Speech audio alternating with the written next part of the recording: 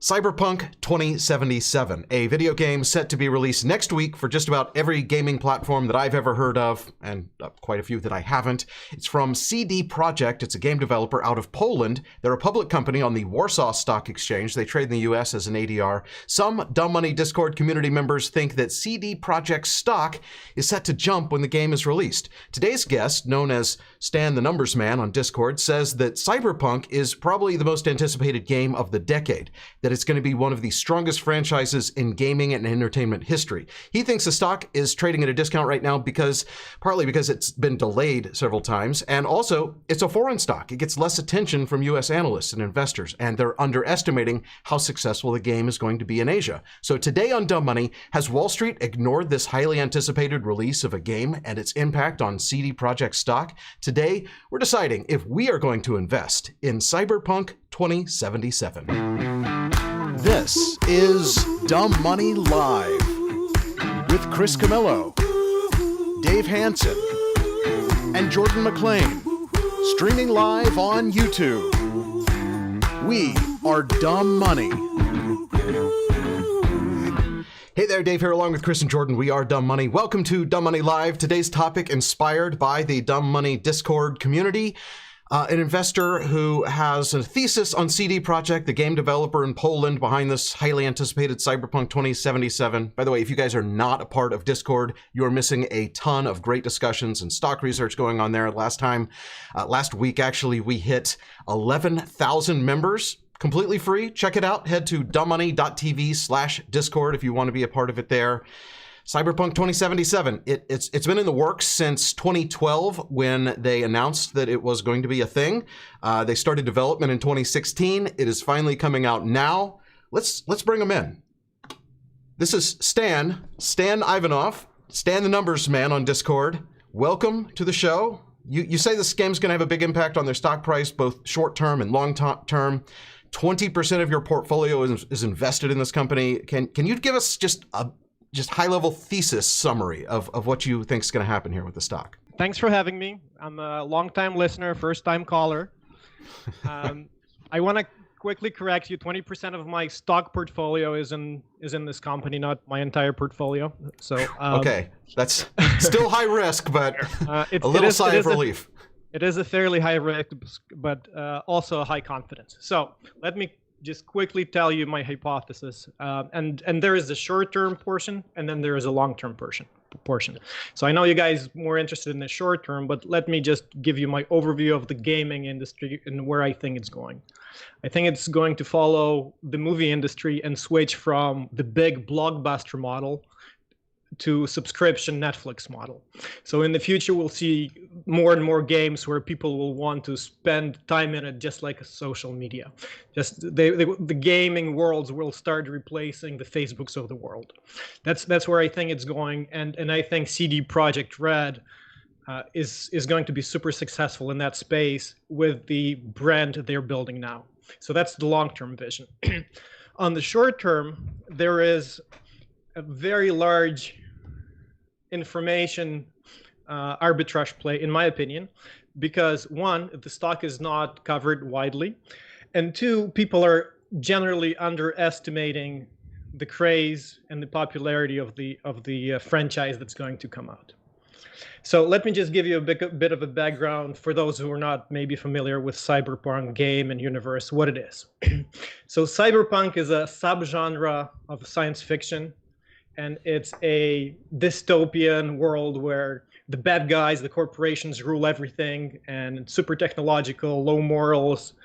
People generally live in poor conditions. And there were a few examples of mass products that hit the market in that subgenre. Like you've seen Blade Runner probably.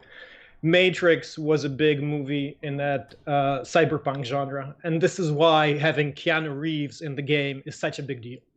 Right? So the craze started at E3 in 2019. And what happened was Keanu Reeves came out on stage. Nobody knew he was in the game. And somebody from the audience yelled, "You're breathtaking." And he kind of turned around and he said, "You're breathtaking. All of you are breathtaking." And over a couple of months, it became such a meme everywhere in the gaming world. And this is where I kind of understood that this game is going to take Cyberpunk from a niche genre that's loved by a small portion of population to a um, large, large mass media thing. So I think Cyberpunk will do to the cyberpunk genre what Game of Thrones did to dark fantasy. Pretty much popularize it and make it super mass media.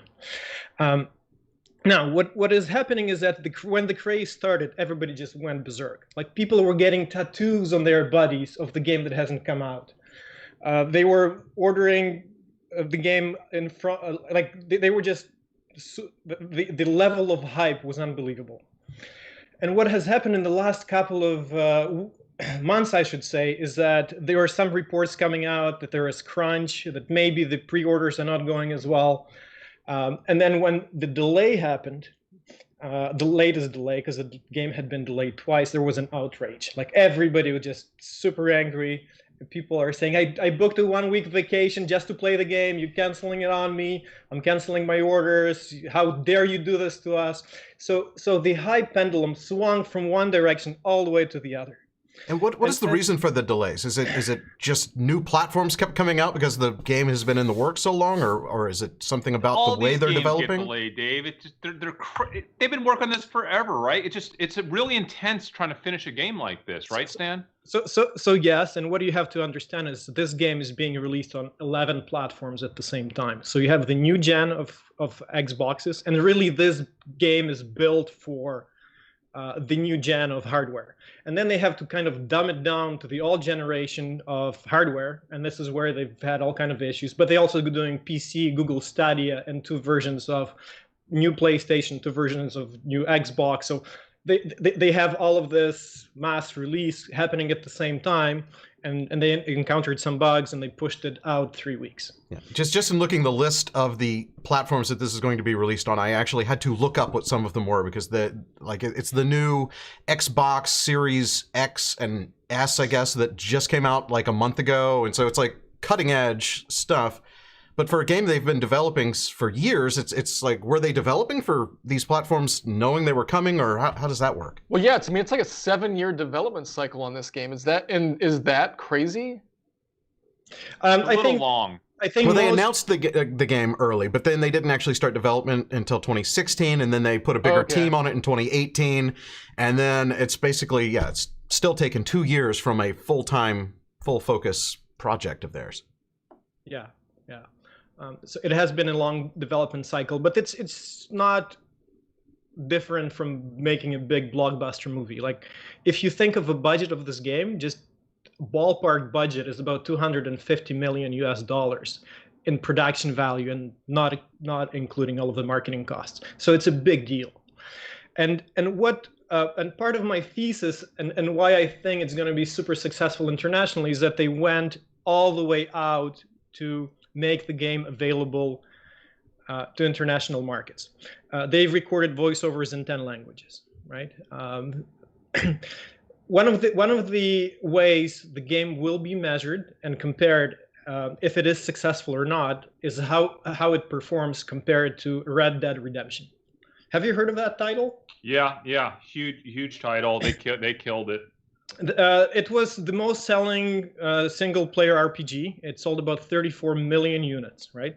So what we have the measuring competition. Can they be, like, I think the Street right now, the feeling is that if they sell 30 million Cyberpunk, amazing. If they come close to Red Dead in sales numbers, we're laughing all the way to the bank, right? Now, I have a reason to believe that they're going to outperform it, and I think it's the way where we stand right now.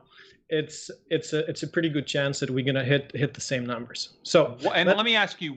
I want to ask you exactly why you think that, because, by the way, I love social arbing games.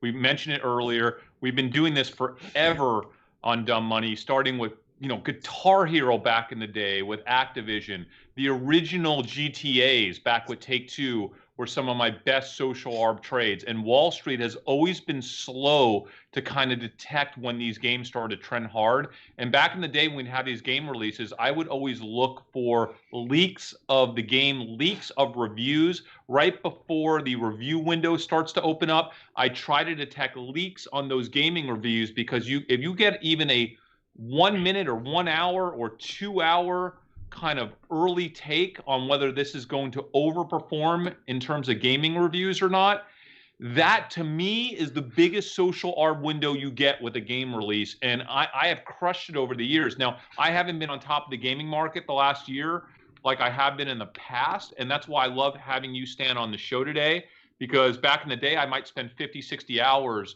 in terms of a single game research, right? Yeah. Leading up into the release. And I did search a little bit. Doing that for this game where I haven't. And where do you think the market is missing out? Because it's not like this game isn't being, looked at by Wall Street. They're looking at it. What are they missing? Is it the Chinese? I know you, in your thesis, you mentioned something about China being a bigger market than I think Wall Street's predicting. Yeah, so if Asia and China is the answer, and the reason why it is so Cyberpunk as a subgenre, it was super heavy and super popular in Japan and I think as China. And what Cyberpunk did that others haven't done is they've actually did voiceovers they've hired 150 actors to voice over a game in Chinese, in Mandarin. Most of the big developers, at best, or most of the time I should say, they have subtitles, so they don't do the proper localization. These guys do. And one of the early leaks, one marketing director of CD Projekt Red said that pre-orders, the #1 country on pre-orders is China. Which is an early data point, but it is also very significant. Now that tweet got deleted, right? Yes, it did. It did. But there are records of it on the internet. You can find it. There are also records that it was a #1 seller, a pre-seller in Steam China. So the data points are showing that it's going to be probably large. Also, if you look at the social following of CD Projekt Red YouTube channel, in North America, I think it has about, or just in general, YouTube channel has about 300,000 followers. The Bilibili, the Chinese version of the YouTube, has about double that. So it has more than 500,000 followers, that channel. And in China, you have to understand that it's going to be predominantly PC buyers, right? Because the consoles are not legally obtainable there. People who have the consoles got them from, let's say, black market. Sure. So they will be getting the PC versions of the game, and this is where the margins for CD Projekt Red are higher, right? So this is a part of the thesis. The other part is, Dave, if you could just throw up that article that you just had a second ago. And by the way, Stan, you're referring to a lot of things I think we need to kind of emphasize here. CD Projekt Red, they are known for quality, right? They go overboard on quality where other gaming companies, are under tighter timelines. They just want to get their games out systematically. CD Projekt Red is kind of like the last big gaming company that just goes all in on quality. And we're going to see if that pays off for them, right, this next year with this particular title. Go ahead. Yeah, CD Projekt Red is famous and has super positive sentiment in the gaming community thanks to The Witcher and The Witcher 3 game that sold 26 million copies. So they were a little bit behind Red Dead, but I want to point out just a piece of information. So look at the article that's dated September 29. Cyberpunk pre-order volume is underwhelming, according to new report. So if you dig a little bit deeper, like this headline came across all of the gaming news media and the stock, you can guess what happened to the stock, right? But if we dig a little bit deeper, and if you can just scroll down a bit, I want to make a point here. Just a bit more. Yeah, so here. So how are they getting the data? The new data is based on cumulative digital pre-sales on Xbox and PlayStation domestically. And it paints a picture that might be a bit concerning, as pre-sales appear 31% below where Red Dead Redemption 2 was on the same day basis. But look what they are doing. When I read that, I go, this is crazy. This is just wrong. And the reason why it's wrong is that they are comparing Red Dead Redemption 2, which is a Western game that is targeted at a North American market, to a global game that has much smaller footprint in US. So if you look at his, like if you Google this, and don't trust my research, do your own. I'm not a financial advisor, but if you look at the historical sales, Red Dead Redemption had about 50%, a little less than 50% global sales from North America, right? Take another game like Witcher. The North American sales were only 25% of the pie, right? So you compare 25% to 50%, and you start to understand that they did the research domestically, which is only in US. So you don't expect them to be performing the same. And in fact, if you extrapolate the data, it actually means Cyberpunk is selling better than Red Dead. If North America will only be 25%, but that's already a strong indicator.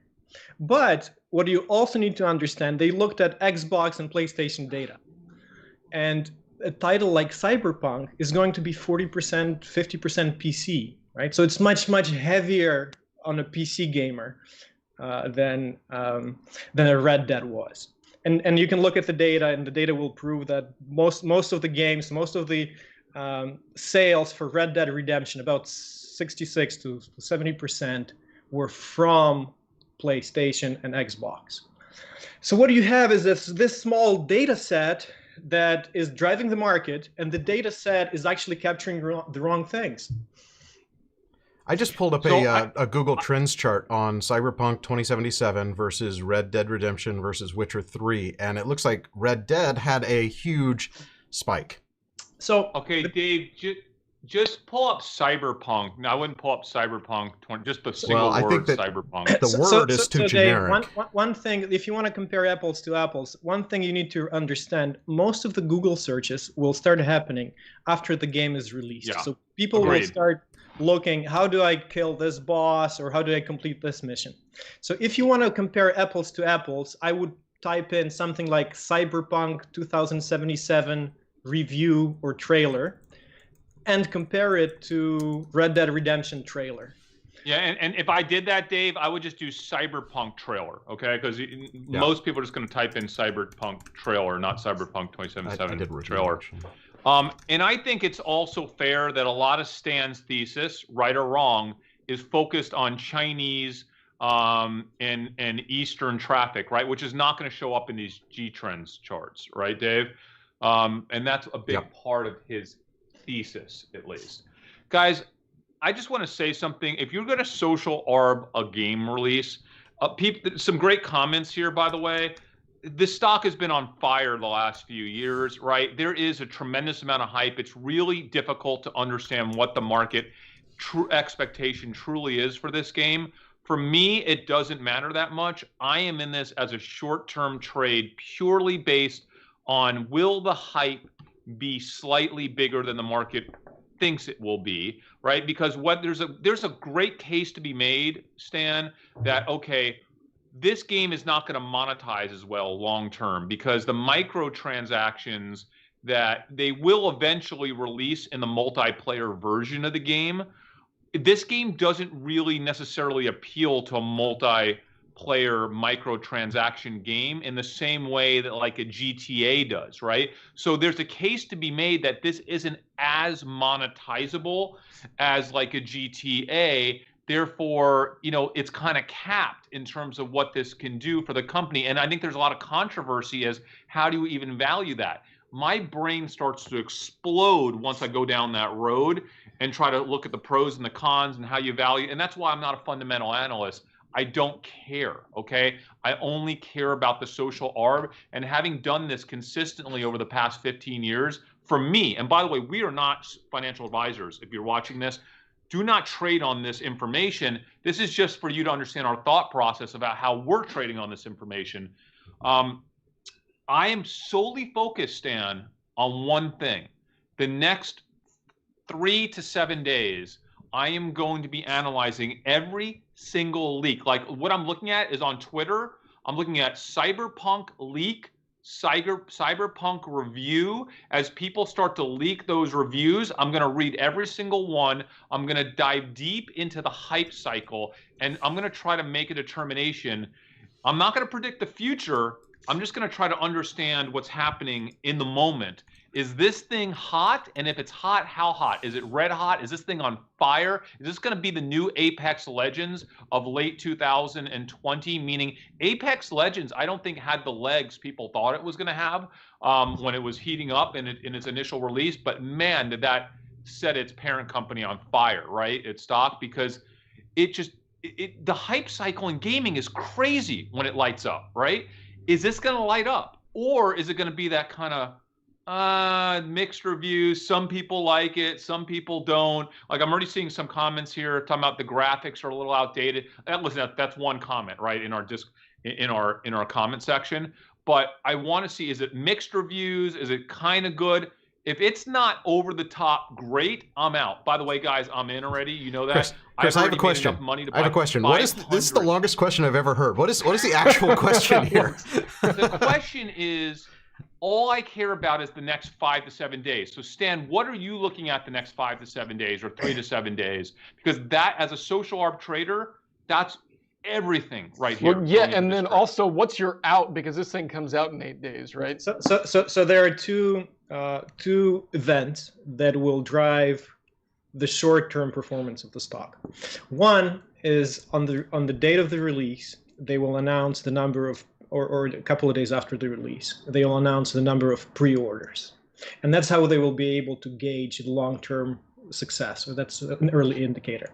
So this is the number we're looking at. So what we already know is that it surpassed The Witcher, that sold 26 million. And the pre-order was 1 million units. Red Dead Redemption had about 1.5 million, like depending who you ask. So if we get to the same number of pre-orders, together with the good reviews, we're on a very strong trend. The second data point, and say it again. No, I agreed on that point, okay, for sure. The second data point, and it's probably more important from the long term, is how well the game will be reviewed. So my hypothesis, and the best way to gauge the reviews is like Metacritic. What kind of Metacritic score will the game get? Out of 100, if it gets 90 or higher, great, amazing. If it gets 95 or 97, even better. But the red flag is that if it gets 85 or below, then this just means get out of the position now, right? Because that is probably a very strong early indicator that the game is not going to sell that well. Let me give you my thinking about this trade. I think there is 80% probability that the game, and I'm biased, obviously, but there is an 80% probability that the game will score 90 or higher on the Metacritic. And I think that if that happens, we'll see a nice stock bump in the 20 to 30% range. Maybe higher, maybe lower, but that's how I'm looking at the probabilities. And for me, that's a good bet. It is possible that it will go down, and then I'll cut my losses if I see negative reviews. Also, I'll be looking out for the reports on the pre-orders, and I'm guessing they're going to be around $2 million. 2 million units.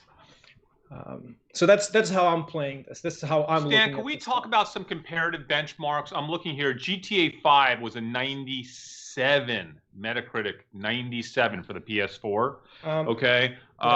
If I look at some other games here, like Apex Legends was an 89. Okay, still fire game on the release.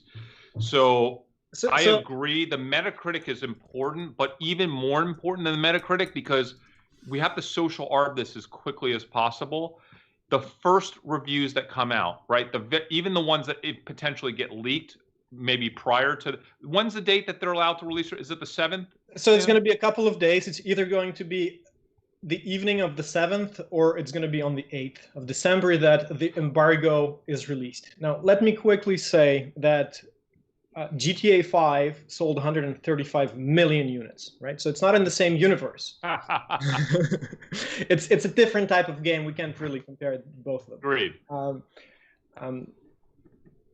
The second point that I was going to make is that I forgot. Well, while you're thinking about that, it's really important. I was saying on the first review, the first couple reviews or leaks that you see that I'm able to see, and by the way, there was a guy that leaked gameplay for 24 minutes. And that's my question. How much of the gameplay that we've actually seen, like on YouTube, there seems to be a bunch of people who say they have gameplay, and has this game actually been seen, or is this just all clickbait?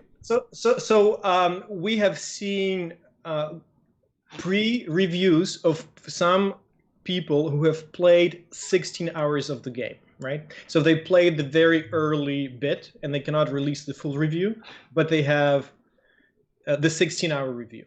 And what the outcome of that was generally pretty good.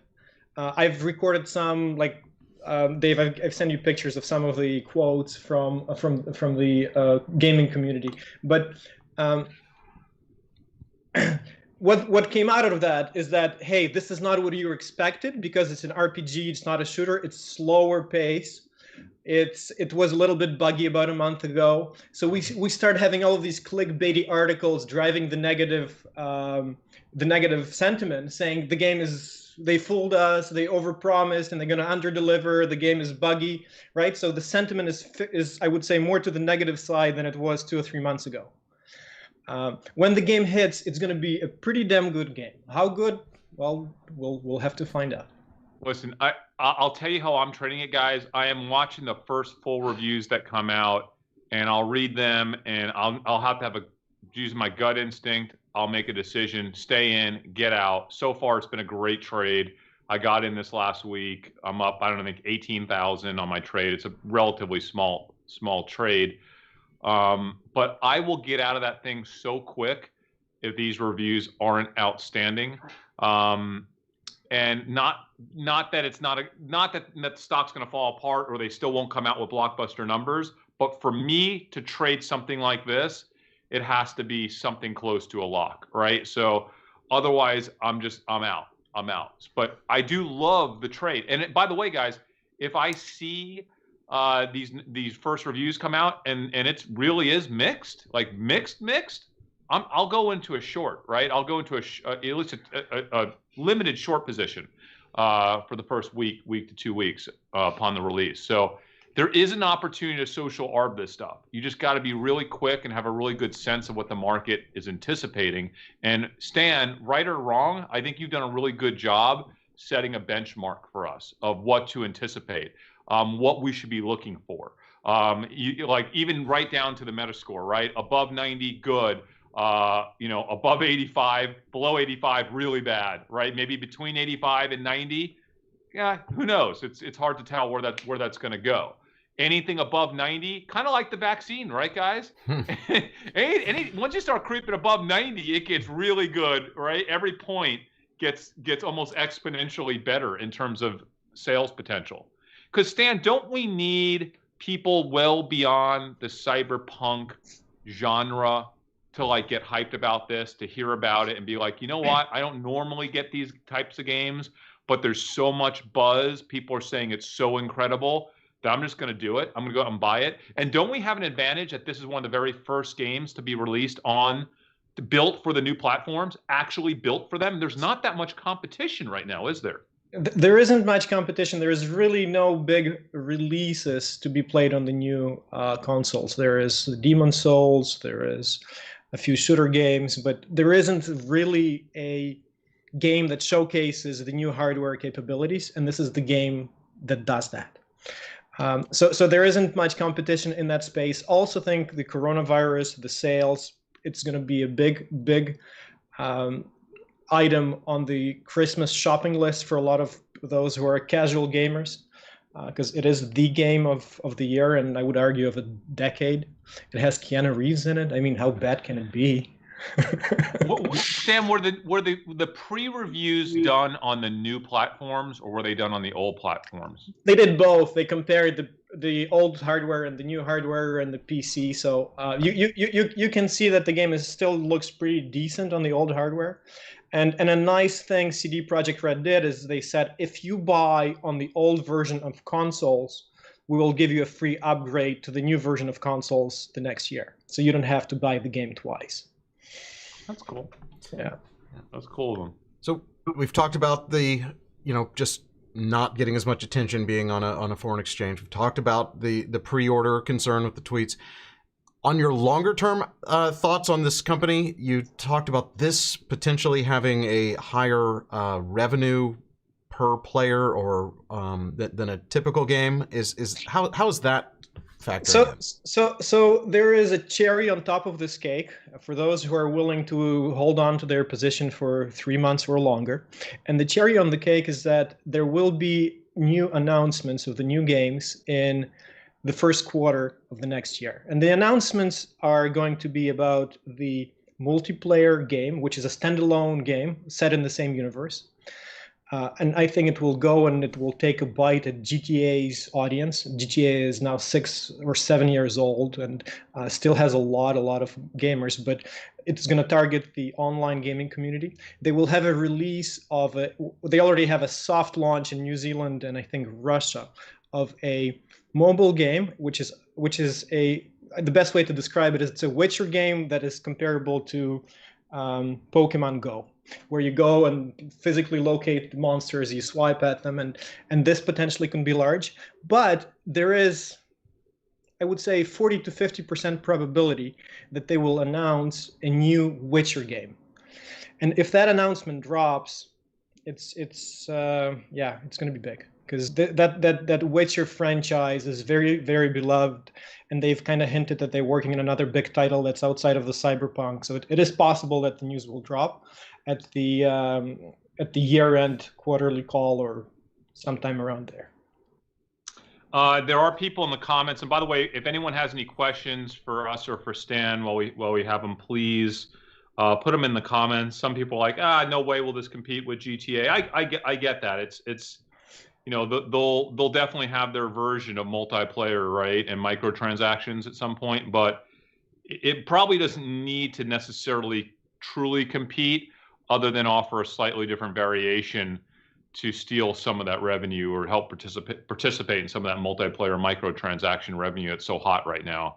I do think that's a knock against the game in that it's unproven that it will work with that genre.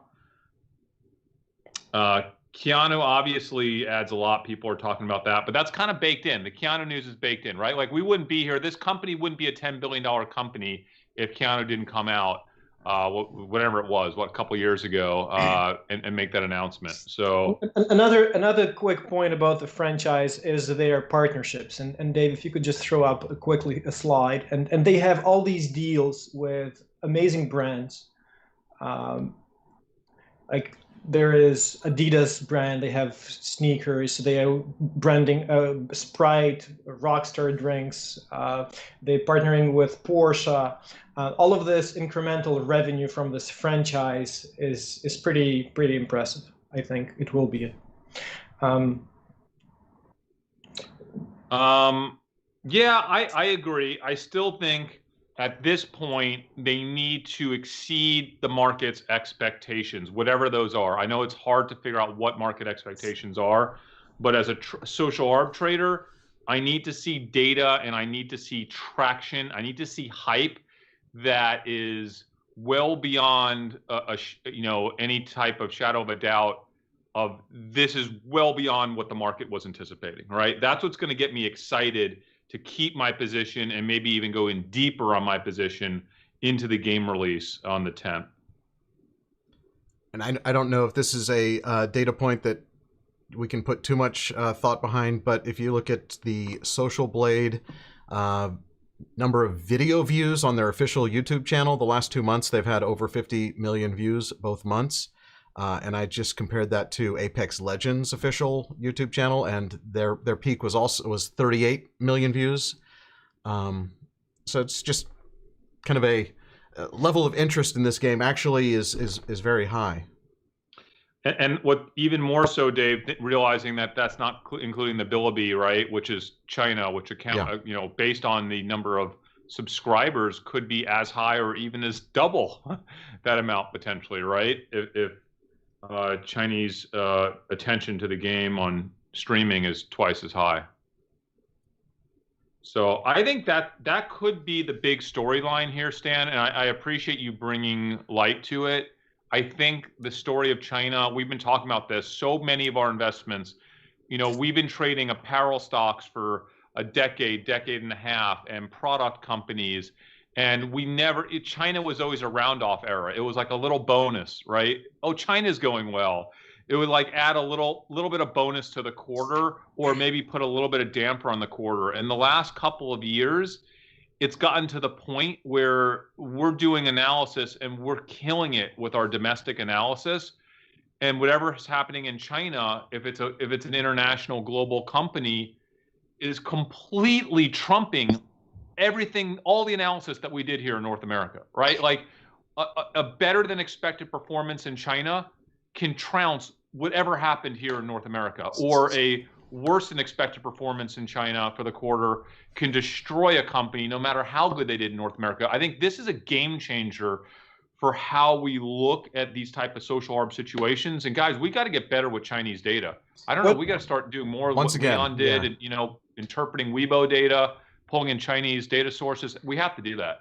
So gaming market in China is larger than it is in US. So it's the biggest gaming market is China. The second is US, and the third is Japan, right? Is anything in China not bigger than the US? It's great. It's like everything there is bigger than the US. It's nuts. It is impressive, but that's the biggest part of the thesis that I think the street is missing is the Asian sales. Jordan, I need you to help us with this, because I feel like if we're going to step up our game the next 5 years as social arb traders, we have to figure out a way to get some Chinese data and get benchmarks on it, and somehow. Yeah, I mean, I agree with that. I mean, it's really tough right now to gauge interest in China, except for through somebody doing all this very specific research to try to figure out what's going on. We need to figure out a clear way to get insight. But the problem is, Google's not really big in China, and so we've got to figure out what are those search engines, how do we translate between what we're thinking and what people would be searching for? Is that data even open to us? We have a lot of questions to answer. I love it though, because as junky as it is that all of our data sources here are now less relevant, I feel like this is the next big social. No, I think this is where the opportunity is. I agree with you 100%. Yeah, and if we could nail it, we could have a really big next 5 years if we can figure out this China data, right? Yeah. We have to figure it out. Like, that's going to be on one of my largest. Well, I mean, just the fact that this thing is not subtitled and that it's actually in these Chinese dialects, that seems like, there'd be a big craving for that over there. Yeah, Stan, is there any other way, for example, Stan, are there Chinese reviews the same way that we have like Metacritic here? Are there Chinese reviewers of this? Do they have their own media embargo? Like, is there a way where do we go to find that out? Like, how does that work? So I have, to be honest, I have no idea. I've been following a gaming analyst who looks at Chinese video games and just tweets, and that's the best data source. But if any of the listeners live in China or know of a Chinese market and the way we can measure it up, hit me up on Discord, guys. I'd love to prove or disprove my thesis. Okay. Well, Powder C says he is from Hong Kong. He's a viewer from Hong Kong, and he can help on translation. So Powder C, do us a favor. If you could email info@dumbmoney.tv. I don't think that's real. That's I think not an email hello@dumbmoney.tv will get to us. Wait, what, Will? Hello at dumbmoney.tv. Hello. All right. Powder Or seed. hi. Or hey. Email I your think all of those contact work. info to hi or hello at dumbmoney.tv. So we have that. And we might hit you up for some translation. But first, we need to figure out, do we go to Weibo? Like, where do we go? You know, Bilibili might have data. We have to figure out where we pulled this data from. Jordan, I'm going to contact, remember those guys that we used to purchase Reddit data from? Uh-huh. They were doing a lot of big stuff in China when we stopped talking to them, I don't know, 7 years ago. I bet they have access to Chinese data, and I'm willing to pay for that. So stay tuned, Dumb Money followers. We're going to figure out how to pull in some of this Chinese data for you guys. And like everything else, if we get it, we'll share it with the community, as always. Well, that's cool. People are saying OTGLY is wrong. What is the ticker here, Stan, for this again? OTGLY. Yeah, I got it right now. It's up 89. It's up 3% today. 29.25. It's an American ADR. Again, we're not financial advisors. Please do your own research, guys. Right? Like, we don't know your risk tolerance. I know my risk tolerance. It's about as high as anyone I've ever seen. So I have no issue throwing money on a trade like this. But do your own homework. Right? Don't mimic our trades. And we'll certainly talk about this more if we get better data in over the next week. But we'll be following it. Again, the tags I'm looking at, and Stan, I don't know if you have tags that you look at on Twitter, but just, you know, Cyberpunk review, Cyberpunk leak, Cyberpunk, you know, the game's not out yet. I would say in the first 4 to 5 hours that the game is out and released, it might be, the trade might be too late at that point, but I would look at things like Cyberpunk obsessed, you know, word adjectives like that. That's kind of stuff that I do when these games are released. I've been calling and visiting my local GameStops, talking to people, seeing what the trends are like. It's picking up strongly, and when you go and speak to those guys, you should see them light up. You should see them talk about the games. So I know the influence at the retail is going to be strong, but 50 or 60% of the sales will be digital, right? So we do want the trends to follow. Yeah. I love the China aspect, and I love the fact that they have limited competition right now on the new consoles. What scares me is that this is a different game.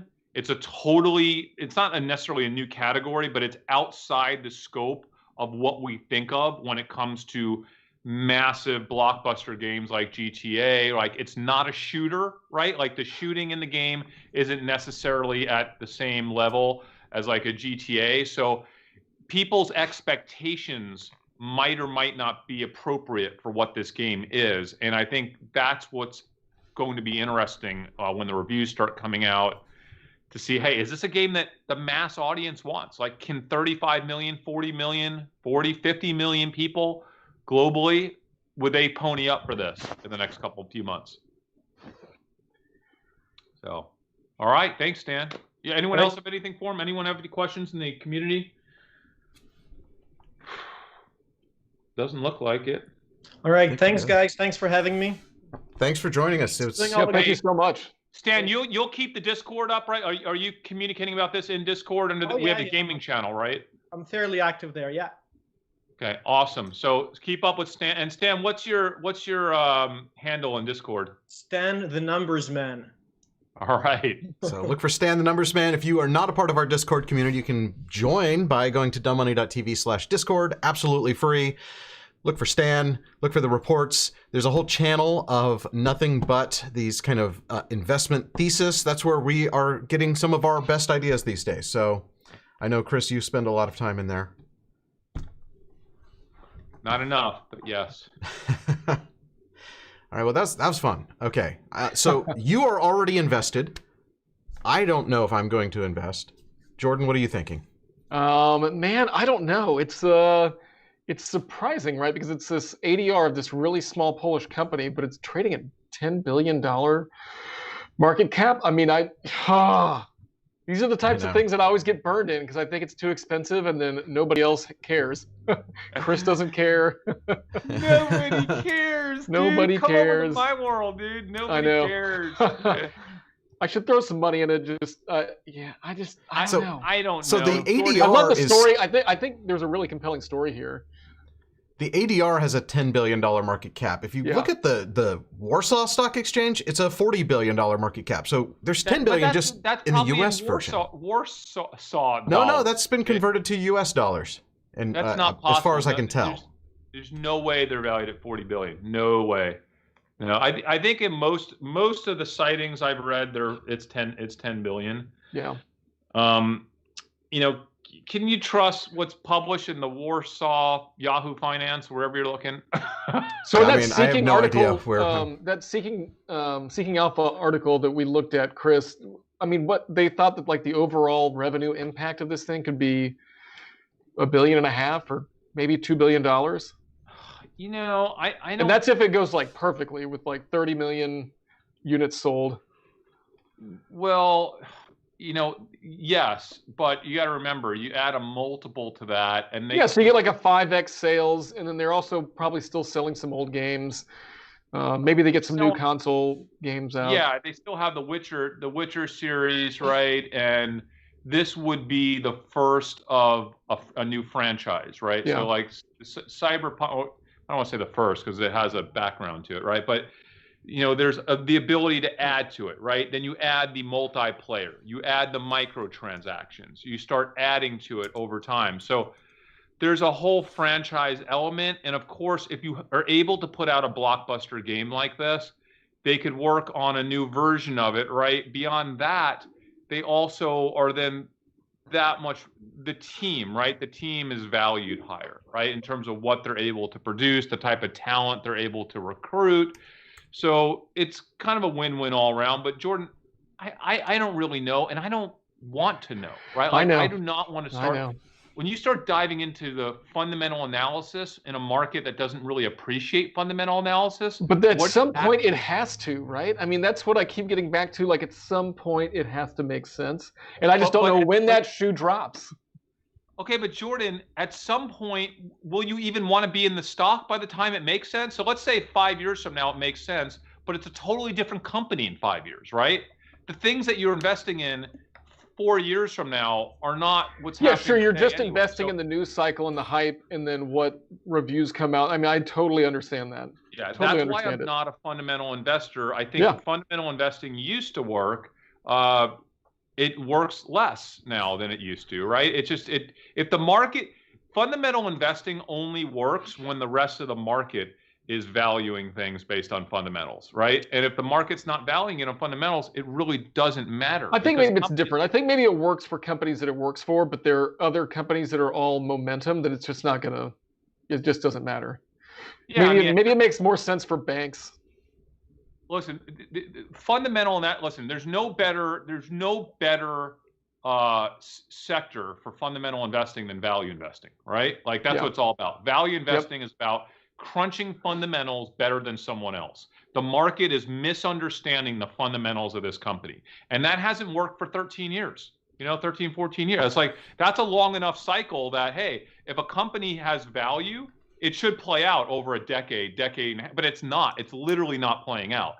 Those valuations can stay depressed in perpetuity because as we continue to overvalue other companies, no one's going to pay up for those companies. It's a whole segment of we just don't care. If you're not in part of the hype cycle, we don't care, right? Yeah. Well, look. So the thing is, it all takes into account growth and like potential growth, and so that's where you get these sky-high valuations. And are those reasonable or justifiable? I mean, I think that plays out over time.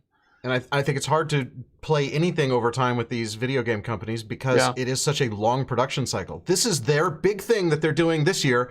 And then they start working on the next big thing, right? As they continue to try to monetize this one. Well, I mean, look, like what they spend like $5, $6, $7, $8 million developing a game. And then it's like, let's just see what happens. Yeah. And so it's very much like investing in a movie studio that can only make one movie every 4 years. That to me is like too much of a risk for me. This game is either going to make it or break it, and then they're on to their next one. Guys, I guess here's what I'm trying to say. By the time that fundamentals matter, I don't know when fundamentals will matter again. It could be 5 years or 10 years. The companies have changed.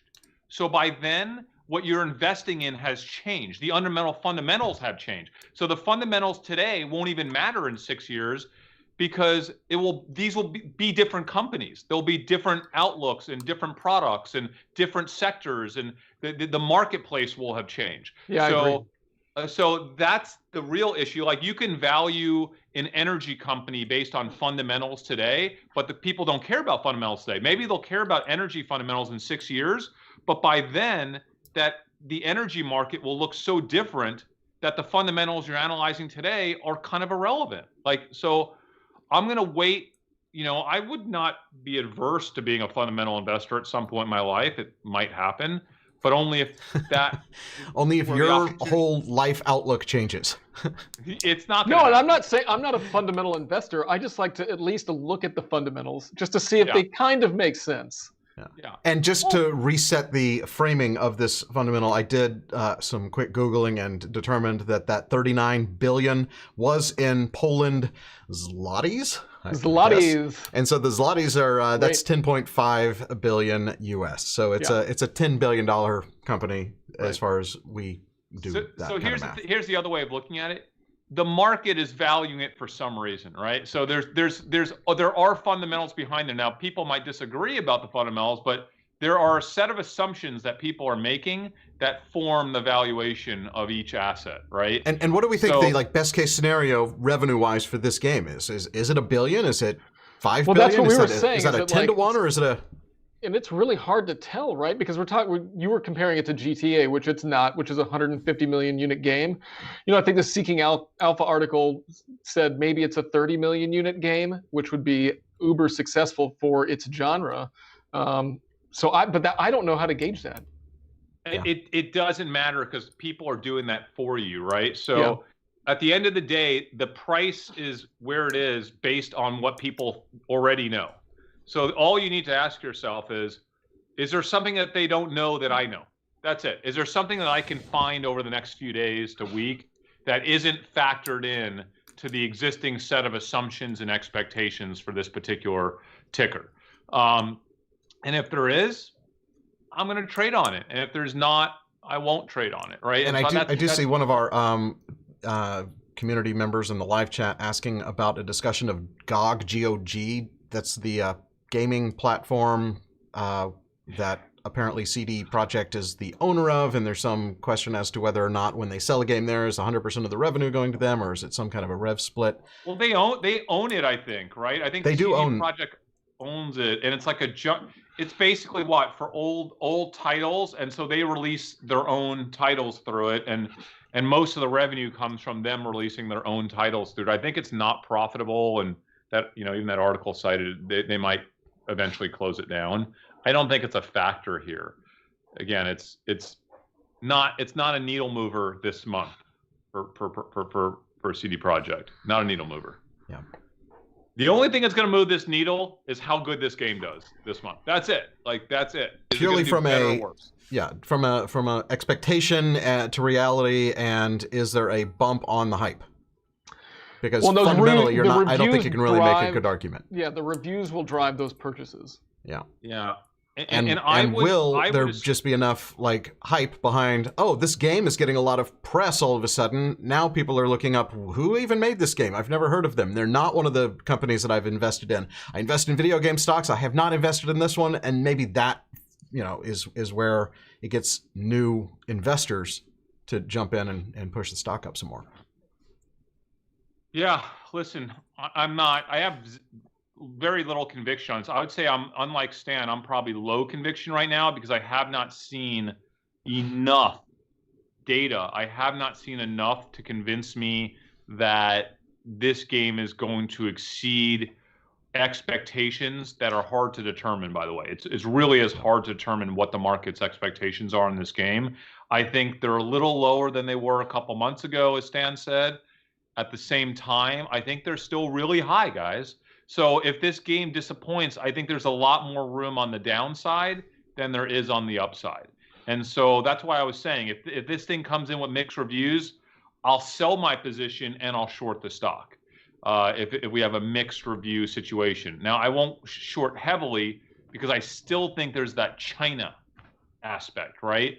And like we might think there's mixed reviews, but China might not. China might be all hyped on this game because they just have a different perspective of this genre of game, and it might suit the Chinese market perfectly, right? And so I don't want to get caught shorting this stock because it's mixed reviews in the US, and then the game comes out and 2 days later they're like, hey, we sold 40 million copies, 25 million of them were in China. I'm like, what?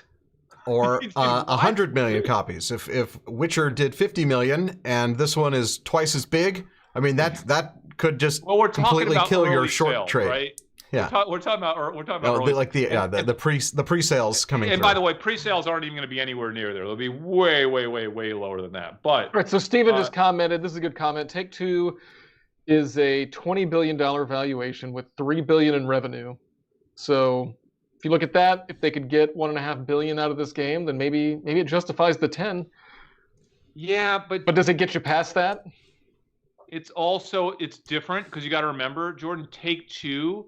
GTA is a game that generates a significant amount of microtransaction revenue, and it actually is a franchise. Right. Meaning they know they could repeat the franchise. Yeah, they can just keep it going, and it's constantly bringing in money, even if they're not putting out a brand new game at that point in time. Yeah. It seems as if CD Projekt is not going to have another game for 5 years, right? This is it.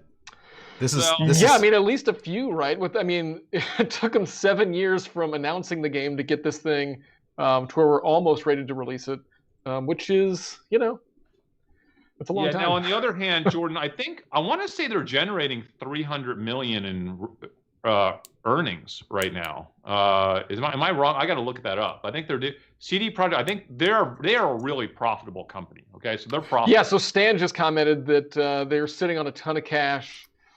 They're very profitable. So and it looks like they in 2019 had 135 million US in revenue, a profit margin of 33%. Are you sure? Is that their annualized revenue, Dave, or is that this is annualized? It says it's annual. I mean, I'm getting it off of. You mean earnings, not revenue. No, actually, it says revenue is 135 million. I mean, maybe Stan, if you can pull up their rev or earnings, you could just shoot that in the comments for us. Yeah, you're sitting at like 80 times sales at that point. Totally different number. So, or is this? So I'm in income statement and annual, and I mean maybe it's. Are those in millions or in thousands? Like the numbers? Well, it says M. You're actually looking at a statement. Well, I'm looking at the statement Closing out the view. first half. Steven says 635 million in revenue and 250 in earnings. That's what Steven says. Okay, so how much in earnings again? Oh yeah, 150. 250. No, 250 in earnings. 250 in earnings. Annualized is what Steven's saying, at least in the chat. Now hold on. But that might not be U.S. revenue because what I'm seeing right now is the revenue is done in Polish. So Dave might be right. Actually. I think I'm right. I think those are Polish. So divide it by. Those are Zloty numbers. Yeah, that's what messed me up. So I was wrong earlier because I was looking at Polish numbers. You're right, Dave. So I looked it up because the ADR was translated to US for their market cap. I assumed that it might be for this. So in 2019, I do see total revenue 135 million US. 41 million profit. So that's basically trading at a 10x would be 400 million, and you got to multiply. That's a really high multiple. But of course, remember they're kind of going into their super cycle here with their new game, but they do delay costs as well, right? So they're not accounting for cost until the game comes out. I think they have over 120 million of backlogged cost to account for. Listen, now I'm starting to talk like a fundamental. I hate this. This is why I don't do this. I do not care. If this is what guys, I can't even believe we're looking at this data. This is exactly why would make me never invest again. And this, I think the concept of having to even think about this would limit the number of people who have any interest in investing by 99.9%. And listen, I've done as well as I've done the past 15 years because I don't give a damn about any of this stuff, okay? I hate it. It's ridiculous to me. I think it's a huge, fat waste of time. And I think every minute that a person spends looking at this makes you just like Wall Street, the smartest people in the world, Ivy League educations, and they cannot outperform the market at all over the past 30, 40 years. So why would I do something that I know doesn't work when I know that something else does work, right? Like, why would I look at fundamentals? Why would I look at financials? Why would I look at earnings? Why would I look at PE ratio? It's a joke. To me, it's a joke, okay? Like, okay. I hate this. That's because you know why I hate it? It doesn't work. It doesn't make money. It does not make money. People do not historically make money by analyzing fundamentals and being a little bit smarter than everybody else was, but saying, oh, you know what? I think it's valued a little bit better than he thinks it's valued. Oh, there's a guy that went to Wharton who works at JP Morgan who thinks that they're going to earn 28 cents, but I think that that should result in a stock price that's 35 cents higher than he thinks. That just doesn't make sense. It doesn't work because the market is going to continue to have their own interpretation of what they think a company should trade at. The only thing that works is trying to identify information that is not in their model that will force, right, their model to change up or down. Chris, you've been triggered according to our chat, and people are calling for this to be turned into a TikTok. So somebody mark down the time code and put it on TikTok. I haven't. Oh, I haven't ranty Chris. seen a fundamental chart in like 10 years, and we just looked at one on our page. Hashtag Chris Rant. Hashtag ranty McRant face.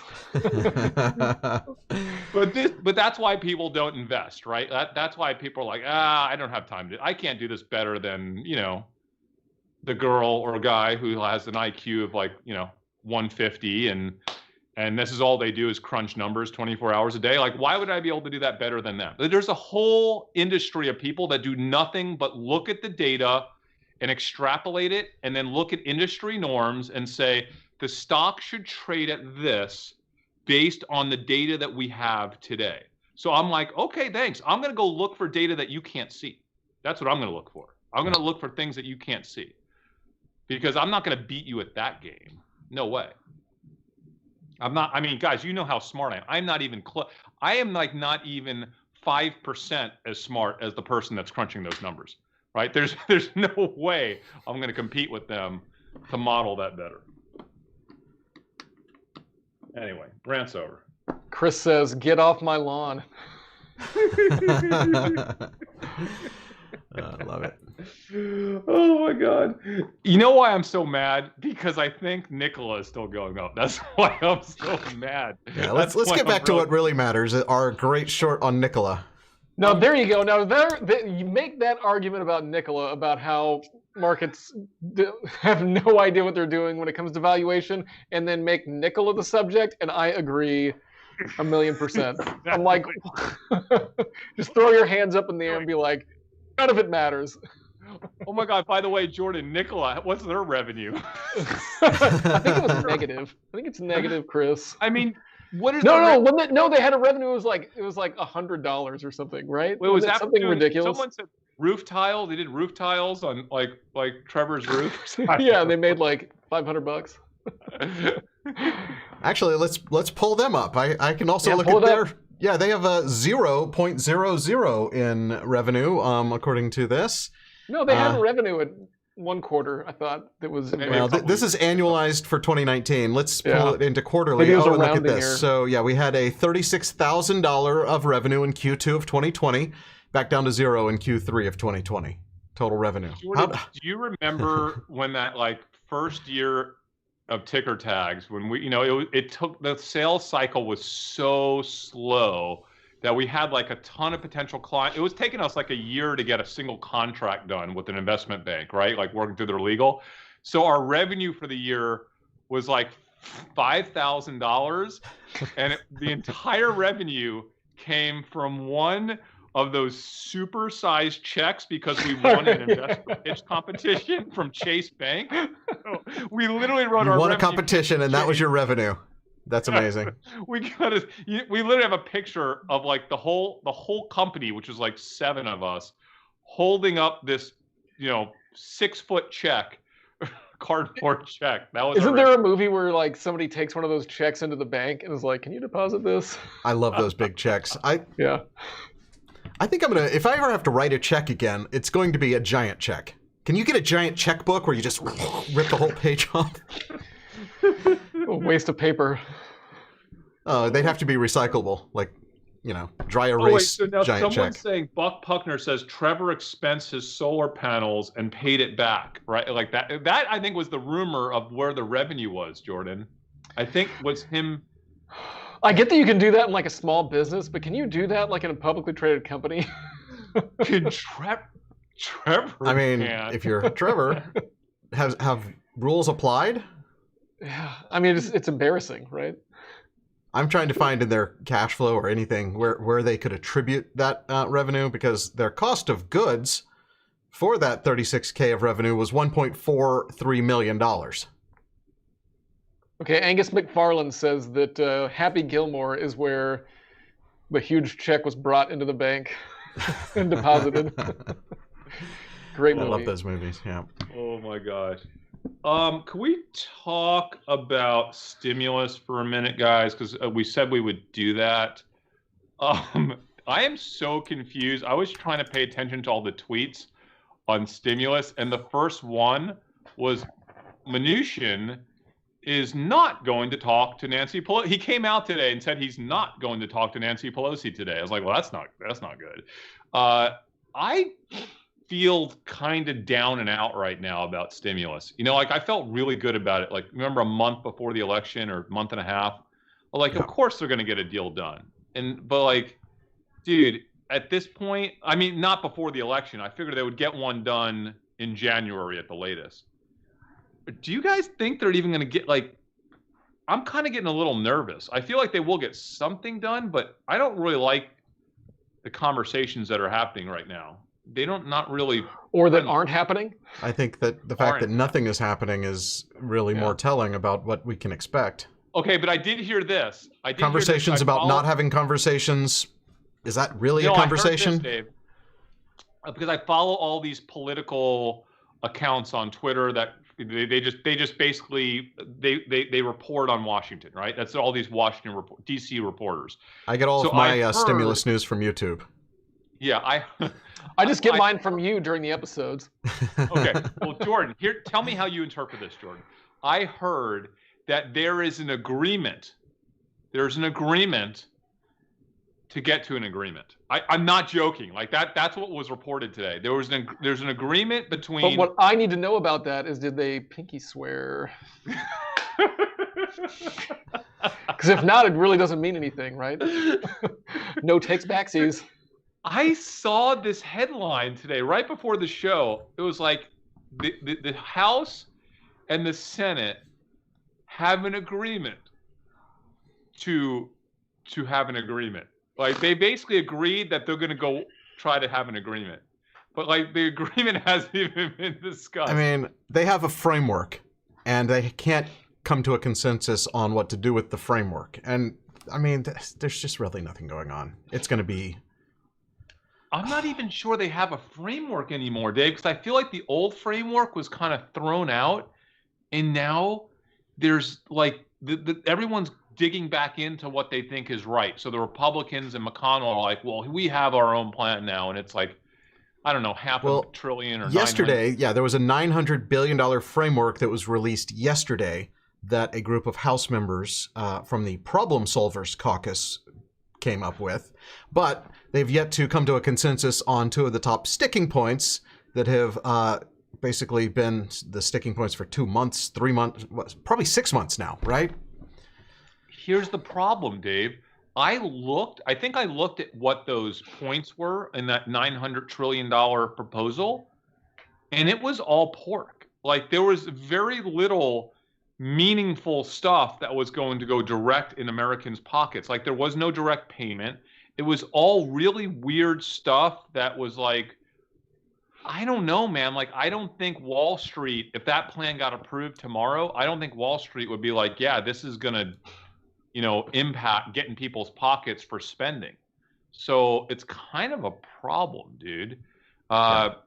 it's kind of a problem. So now we're kind of back in this situation where it's all about the Georgia election again, because if it's going to kind of force the issue. So like McConnell also has a plan and so basically everyone's kind of like jotting down some loose ideas of what they think a plan could be, but there isn't anyone agreeing on these little sticking points that they just can't get past.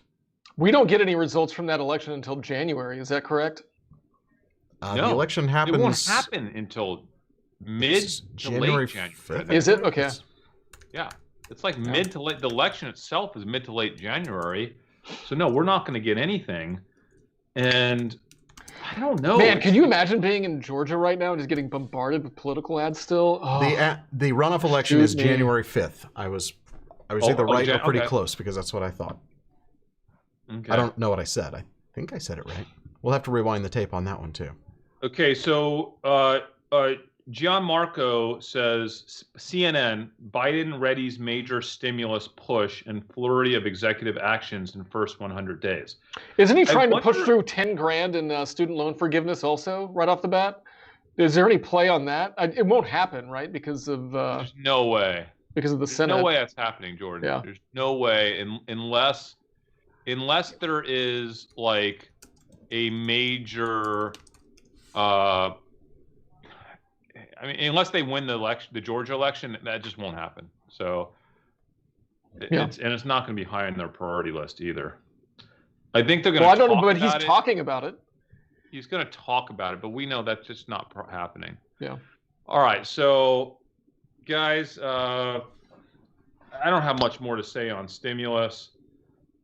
I don't know what else to do on Nikola. I have to really think about this. I have to think about whether I want to stay in Nikola the next few days or not, because I feel like as we get close to the end of the week, I have concerns about, I'm doubting myself now, but I had concerns about people wanting to cover their short position into the close of the week, and that would be a little mini short squeeze. And I don't want to get caught up on a short squeeze that gets Nikola back into the low 20s. Yeah. I don't know now. The short squeeze, and I don't think we have much risk of a stock collab coming from Nikola's new leadership, but the short squeeze is a concern. Although we have so many shares that are just available to be sold right now out of nowhere. Insiders finally getting to sell their shares. What if he's like, no, Nikola's coming back, man. Nikola's coming back. But he's out. He doesn't get to influence that. Do you think do you think in Trevor Milton's mind he's thinking, well, I knew that I had a good plan for this company and was going to be super successful with it, but now that it's out of my hands, I'm going to trust the leadership that took this company from me and know that they're going to do good with my 90 billion shares. I'm just going to hold on. No, I think he's going to be selling his $90 billion, 90 billion shares for Dave, 90 billion shares. No, 90 million shares. When I heard the Mark Russell interview, MB, I don't know. When I heard that Mark Russell interview with Kramer last week, and I heard his response to the question about, Kramer asked him, he said, how about Trevor? He can sell, right? Is he going to sell? The way that Mark answered that question was, it felt like he was going to sell. Like, it felt like he was concerned that he was going to, he's like, I can't do anything about, we can't do anything about what he didn't even provide any signal to, because he was specifically asked, do you have a plan, or have you worked out a selling plan with him? Is there any kind of structure to it? And we can't comment on, he's free to do what he wants to do, and we can't provide any information about that. What I don't understand is, how did they get the other institutions to agree not to sell their shares for another 6 months or I don't know, was it a year? Remember he talked about that? Like, why would they agree to that unless he gave them warrants, some additional warrants? I'm not sure. Well, there was that SEC filing about a bunch of additional warrants that came out not long ago. I'm not sure exactly the details on it.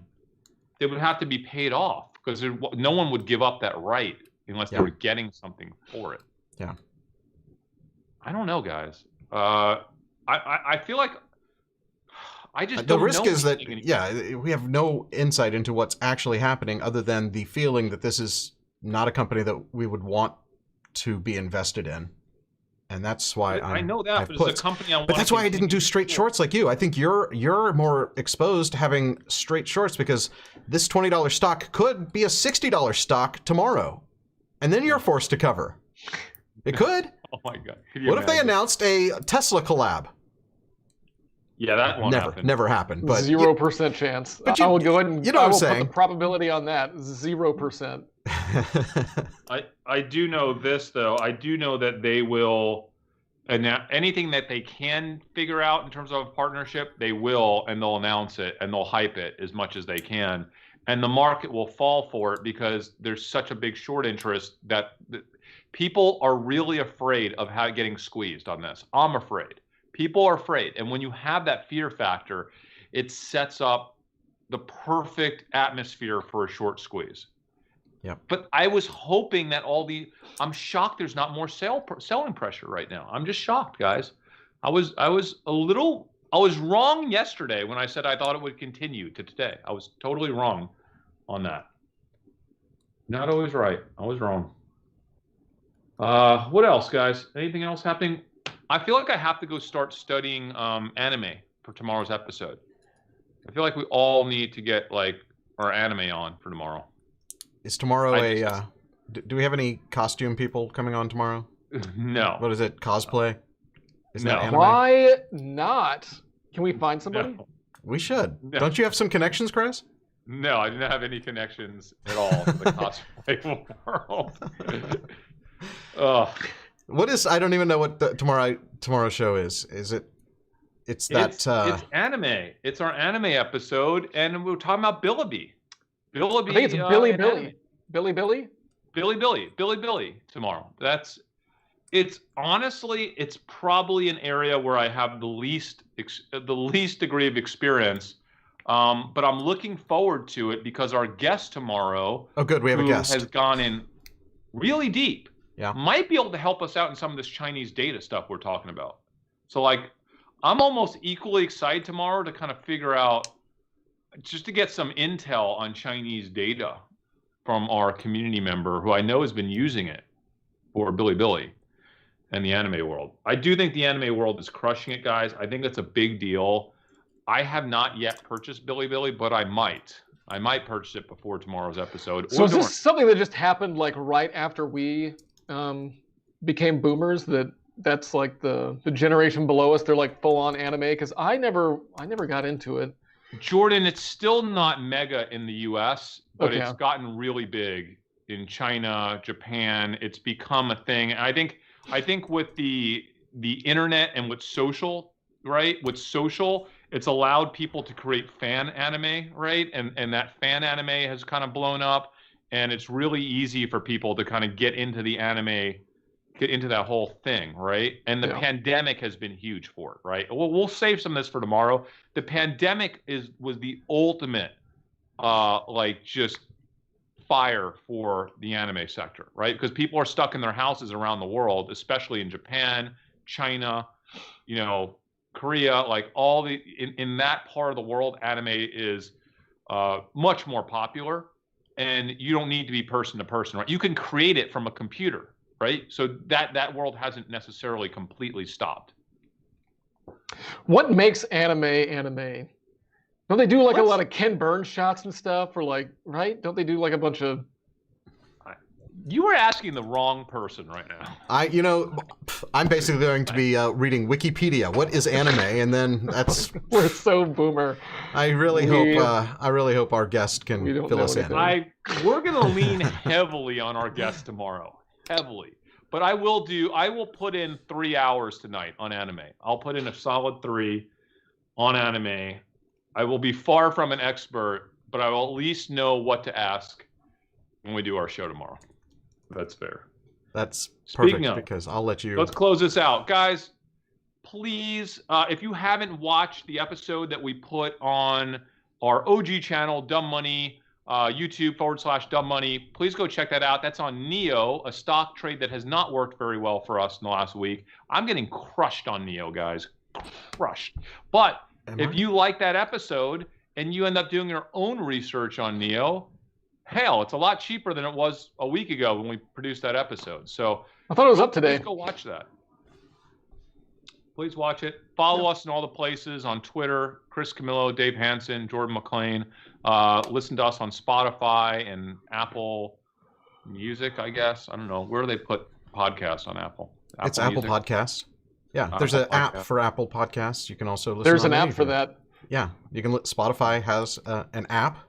If you've ever you've ever listened to music, you might know about that app. It's nice. How's my Neo doing? I've not even. Not good, Dave. Don't It's look. up, no, it's up. It's up a couple percent today, dude. It's up 2 It was point, not two up and a this half. morning. It is now. It is. I'm up $2,000 in my Neo stock today. Nice. Oh, it came back? Yeah, it's up. Ooh. It like rocketed back up. It like sold off right before the open, then it just rocketed up. And it was so down I'm to basically. It was at 39 this morning, Dave. Yeah. It opened at 39. We're back at 46. So. Wow.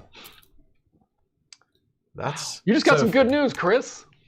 So if you want to know why, you should go to the original Dumb Money channel, youtube.com/dumbmoney, and watch our Neo episode.